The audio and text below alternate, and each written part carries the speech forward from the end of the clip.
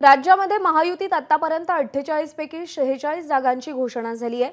तो उर्वरित नाशिक आणि पालघर या दोन जागा आज संध्याकाळपर्यंत घोषित होतील अशी अपेक्षा आहे। शिवसेनेला आतापर्यंत 13 जागा मिळाल्या आहेत। नाशिकची जागा शिवसेनेला सुटली तर शिवसेनेच्या एकूण 14 जागा येतील। सध्या राष्ट्रवादी काँग्रेसकडे 4 जागा आहेत तर भाजपच्या 28 जागा आहेत। पालघरच्या जागेवर भाजपने दावा केलाय, त्यामुळे भाजपचा आकडा 29 वर जाण्याचा अंदाज आहे। याशिवाय परभणीची जागा घटक पक्ष असलेल्या रासपला मिळालेली आहे।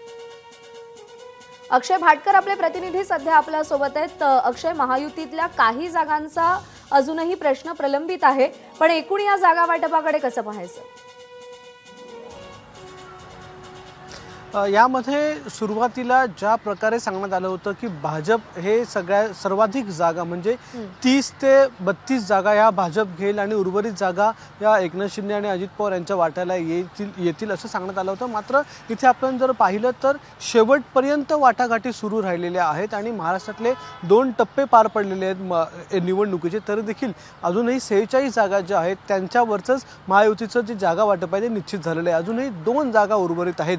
या 2 जागांचा तिढा काय आहे तर पालघरच्या ठिकाणी ही जी जागा आहे ती सध्या एकनाथ शिंदे यांच्या गटाकडे आहे, म्हणजे शिवसेनेकडे आहे। राजेंद्र गावित त्या ठिकाणी आहेत, त्यांनी उमेदवारी अर्ज देखील सध्या घेतलेला आहे, पण त्यांच्या नावावर अजूनही शिक्कामोर्तब होत नाही, कारण की ही जागा कदाचित ही ठाण्याची जागा एकनाथ शिंदे यांनी घेतल्यामुळे पालघरची जागा ही भाजपकडे जाऊ शकते किंवा असं देखील शक्यता सांगितली आहे ती म्हणजे बविया बहुजन विकास आघाडीचे जे उमेदवार आहेत त्यांना कदाचित भाजप आपला सपोर्ट जाहीर करू शकतं। त्याच्यामुळे अशा प्रकारची लढत ही पालघरमध्ये होईल, म्हणूनच हा तिढा अजूनही सुटला नाही आहे। तर दुसरीकडे नाशिकची जी जागा आहे त्यावर अजूनही निर्णय होत नाही की ही जागा राष्ट्रवादीला देऊ करण्यात आली होती, मग राष्ट्रवादीकडून गेल्याच्या नंतर एकनाथ शिंदे यांनी या जागेवर दावा केला होता।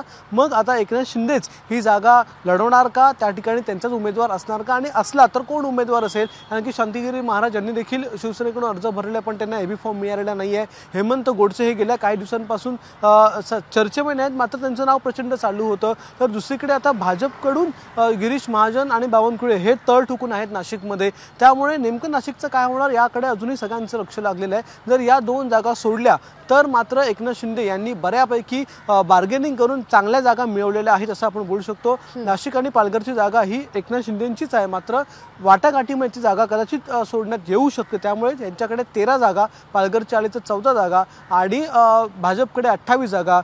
परभणीची जी जागा आहे ती महादेव जानकर यांना देण्यात आलेली आहे, ती राष्ट्रवादीच्या कोट्यातून देण्यात आलेली आहे, मात्र राष्ट्रवादीकडे 4 जागा। अशा प्रकारे हे संपूर्ण वाटप आपल्याला दिसून येतं आहे महाराष्ट्रातलं। त्यामुळे सर्वाधिक जागा या भाजपकडे जात, पण त्या 28 जागा आहेत आणि उरलेल्या ज्या जागा आहेत त्यामध्ये कदाचित एखादी सीट म्हणजे पालघरची सीट ही कदाचित भाजपकडे जाऊ शकते। मात्र संपूर्ण जागा वाटपात जर आपण पाहिलं तर एकनाथ शिंदे यांनी त्यांचं बार्गेनिंग स्किल मात्र पणाला लावलंय आणि ज्या मोक्याच्या जागा आहेत त्या स्वतःकडे ठेवण्यात त्यांना यश आलंय।